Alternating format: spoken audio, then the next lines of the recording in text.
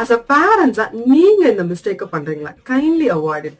Because உங்களுக்கே தெரியாம நீங்க பண்ற இந்த மிஸ்டேக் உங்க குழந்தையோட கான்பிடன்ஸ் லெவலையே பிரேக் பண்ணிடும்.